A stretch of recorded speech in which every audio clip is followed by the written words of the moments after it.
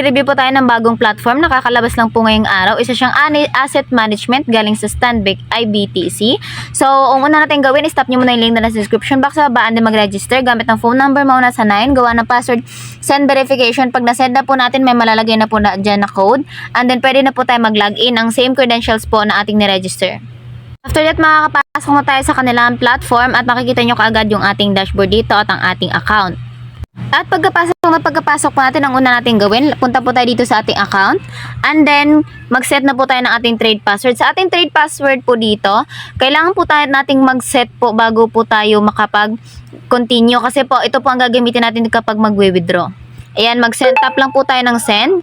After that is merong malalagay dyan na code. And then, gagawa na kayo ng password. Ayan, nakalagay naman na dyan agad yung number kapag may nag-notify sa taas. And then, gawa agad tayo ng password.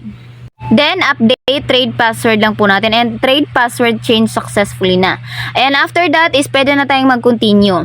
Ayan, next step natin is kailangan nating sabihin sa inyo or kailangan ko explain sa inyo kung paano ba ang kitaan dito.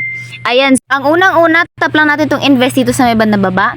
Diyan sa invest ay meron tatlong iba't ibang product na kung saan dito sa activity fund is minsan lang siya nagkakaroon ng laman. So, ang pinakauna dito is ating fixed fund na kung saan ang kitaan niya or ang halaga niya dito is mura din ang kitaan niya is nakadepende sa araw.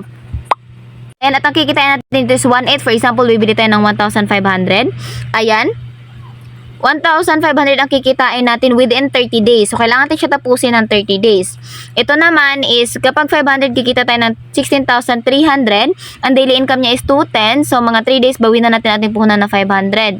Dito naman, 4 days pa natin mababawi. So, 1,000 naman is, 3 days, bawin na natin ang ating puhunan. So, ako marirecommend ko talaga sa inyo na kapag bibili kayo ng product, dapat mababawi nyo 2 to 3 days lamang ang inyong pinuhunan para bawing-bawi agad. Ayan, so dito sa mga product na nandito sa ating fixed fund, 30 days natin siya na dapat i-google para kumita tayo ng mas malaki. So, pinakamahal nila is 50,000. Na kapag natapos mo na 30 days, kikita ka ng 750,000. No? Napakalaki ang daily niya is 25,000. So, 2 days, bawing-bawi na natin sa 3rd day, 4th day, and the next day, puro na siya commission. Ayan, and then sa welfare product naman tayo. Sa welfare product naman is 3 days. Ito na yung mga maliliit na araw. Nga lang, kailangan talaga natin dito na mag-active. So, ayan, makikita nyo naman ang 150 natin 3 days gugugulin. 120 yung daily. So, kikita natin dito is 360. So, nag-times 2 siya. And then, sa pangalawa naman, sa 300 natin, kikita natin daily na 12.51. Nga, so nga lang, 60 days. Ang kikita natin dito is 750. Sa 750 naman natin dito na isa, sa welfare fund 2, is 3 days, 450 ang daily. Tapos 3 days siya, so 1,350. So, almost nag-times 2 din. Tapos, ang pinakamahal nila is 9,500. 3 days natin gugugulin. Ang daily niya is 8,550 na almost bawing-bawi na natin. Ang total income natin is 25,650. At sa next naman natin, as activity fund, ito is special lang to na regalo. Ayan, 2 days siya and then 150 yung daily niya. So, 300 yung tatanggapin natin. So, magta-times 2 yung ating binili dito. Ayan, so kapag bibili na kayo, tap nyo lang yung product. And then, bilhin lang natin. Ayan, max na natin isa. And then, bilhin natin tayo kasi wala pa laman yung ating account. Kailangan mo natin maglaman ng account dito. Tap na natin yung recharge.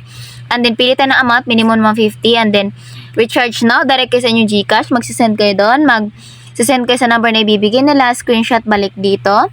And then, punta tayo dito sa ating bill. Ayan, bill. And then, update natin dito yung ating ni-recharge. Ayan, update natin dyan. Update natin dito sa ating bill. Ayan, so kapag nandito na tayo sa ating bill, sa recharge natin, kailangan natin dito na mag-upload ng ating screenshot na kunyari nag-ano tayo dito na nagpasok tayo ng pera, ganun. Ayan, so ako dito is wala pang laman. Ewan ko ba't nagbabag to. Kasi wala talaga akong laman pa dito. Ayan o. Ayan, and then the next natin is kung meron tayong free earnings dito, free earnings. na mag-invite ka lang, copy-paste ka lang. Copy mo lang to and then i-paste mo sa social media platform. Kikita ka na dito.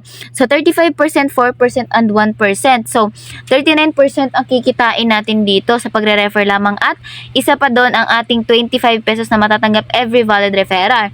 At more task pa dito, ayan, kapag naka-invite ka ng 5, 75 pesos ang kikitain mo. Kapag 10, 150. Kapag 50 na katao, 1,000 pesos. Kapag 100 na katao, 3,500. At kapag 500, 25,000. Kapag 5,000 peoples naman is 350,000. So, kapag masipag ka talaga na mag-refer, kikita ka ito ng unlimited pera na wala kang lalabas na puhunan dito sa task natin ito. Ayan, kapag may kinikita ka na, pwede ka nang mag-withdraw.